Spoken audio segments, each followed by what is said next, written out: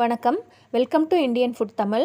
இன்றைக்கி நம்ம கிச்சனில் நம்ம பார்க்க போகிற ரெசிபி வாழைப்பழத்தை வச்சு மாவு பொருட்கள் எதுவுமே சேர்த்தாமல் எப்படி சூப்பராக ஒரு கேக் ரெடி பண்ணலான்னு சொல்லி பார்க்கலாம்.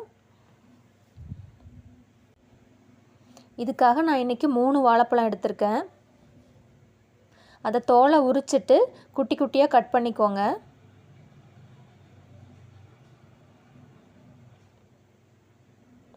கூடவே இன்னொரு வாழைப்பழத்தையும் ஆட் பண்ணிக்கிறேன். இதை நல்லா குட்டி குட்டியாக கட் பண்ணி எடுத்துக்கலாம்.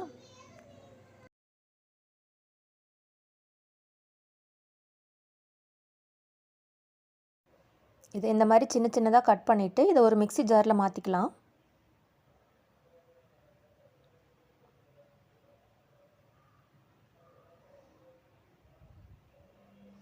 இப்போ இது கூட ஒரு 1/2 கப் அளவுக்கு சுகர் ஆட் பண்ணுறேன். கூடவே ஒரு முட்டையை உடைச்சி உள்ளே ஆட் பண்ணிக்கலாம். இது கூட 1 ஸ்பூன் அளவுக்கு வெனிலா எசன்ஸ், 2 கப் அளவுக்கு பால். இது எல்லாத்தையும் மிக்சியில் போட்டு நல்லா நைஸாக அரைச்சிட்டு இந்த மாதிரி ஒரு ஜல்லடை வச்சு இதை வடித்து எடுத்துக்கலாம்.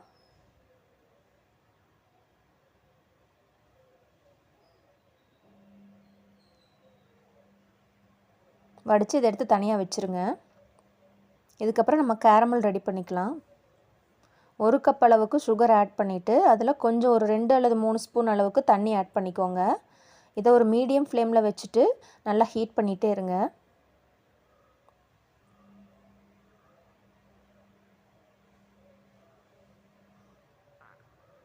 இது கலர் நல்லா சேஞ்ச் ஆகிற வரைக்கும் இதை நீங்கள் ஹீட் பண்ணிகிட்டே இருக்கணும்.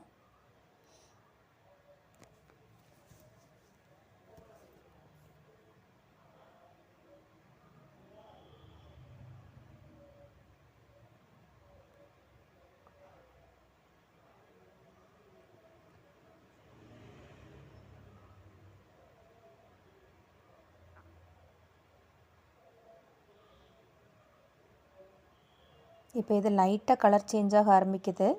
இன்னும் கொஞ்சம் கலர் கூட வர அளவுக்கு இதை கொஞ்சம் நேரம் அடுப்பில் வச்சுருக்கலாம்.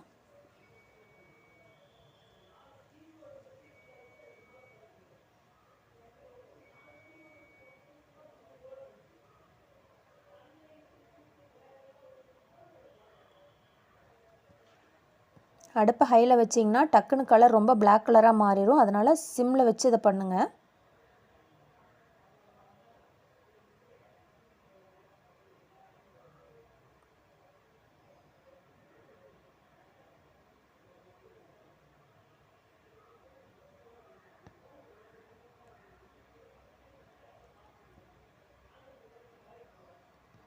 இப்போ கேரமல் ரெடி ஆகிடுச்சு.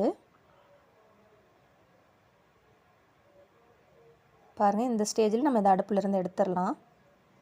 அதுக்கப்புறமா ஒரு ட்ரேயில் இந்த கேரமலை நம்ம ஆட் பண்ணிக்கலாம். ஆட் பண்ணிவிட்டு எல்லா இடத்துலையும் படுற மாதிரி ஸ்ப்ரெட் பண்ணி விட்டுருங்க.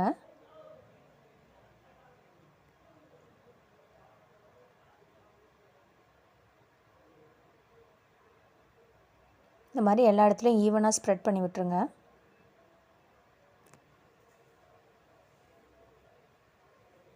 அதுக்கப்புறம் நம்ம அந்த ஃபைனாக அரைச்சி வச்சுருக்கோம் இல்லையா, அந்த மிக்ஸிங்கை உள்ளே ஆட் பண்ணிடலாம்.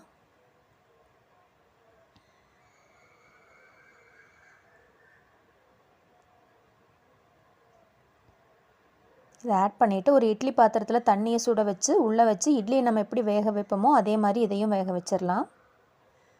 மேலே அந்த தண்ணி விழுகாமல் இருக்கிறதுக்காக ஒரு மூடி போட்டு இதை க்ளோஸ் பண்ணிடுங்க. இல்லாட்டி வேர்த்து தண்ணி உள்ளே போச்சுன்னா அது கொஞ்சம் நல்லா இருக்காது. அதனால் இந்த மாதிரி பண்ணிக்கோங்க. ஒரு 15-20 நிமிஷம் போல் இது வேகட்டும். இப்போ 15 நிமிஷம் ஆயிடுச்சு. பாருங்கள், கேக் சூப்பராக ரெடி ஆயிடுச்சு. இப்போ இதை வெளியே எடுத்து ஆற வச்சிடலாம். ஆறுனதுக்கப்புறமா அந்த ஓரத்தை மட்டும் நல்லா எடுத்து விட்டுட்டு ஒரு பிளேட்டில் இதை கொட்டிடுங்க. பாருங்கள், வாழைப்பழ கேக் எவ்வளோ சூப்பராக ரெடி ஆயிடுச்சுன்னு சொல்லிட்டு. இது ரொம்ப ஈஸியான ரெசிபி. எந்த மாவு பொருள்களும் இதுக்கு தேவையில்லை.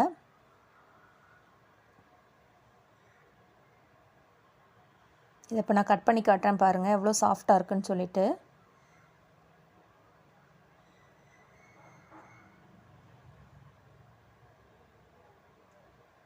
இங்கே பாருங்கள் எவ்வளோ சாஃப்டாக இருக்குன்னு சொல்லிட்டு. ரொம்ப டேஸ்ட்டாகவும் இருந்துச்சு. நீங்களும் இதை உங்கள் வீட்டில் ட்ரை பண்ணி பாருங்கள். ட்ரை பண்ணி பார்த்துட்டு எப்படி இருந்துச்சு அப்படின்னு சொல்லிவிட்டு எனக்கு கமெண்ட்டில் சொல்லுங்கள். இந்த வீடியோவை நீங்கள் இப்போ தான் ஃபஸ்ட் டைம் பார்க்குறீங்க அப்படின்னா என்னோடய சேனலை சப்ஸ்கிரைப் பண்ணுங்கள். உங்கள் ஃப்ரெண்ட்ஸ் அண்ட் ஃபேமிலியோட ஷேர் பண்ணுங்கள். நான் மறுபடியும் இதே மாதிரி ஒரு சூப்பரான வீடியோவோட உங்களை மீட் பண்ணுறேன். அது வரைக்கும் பாய் பாய். தேங்க்யூ ஃபார் வாட்சிங்.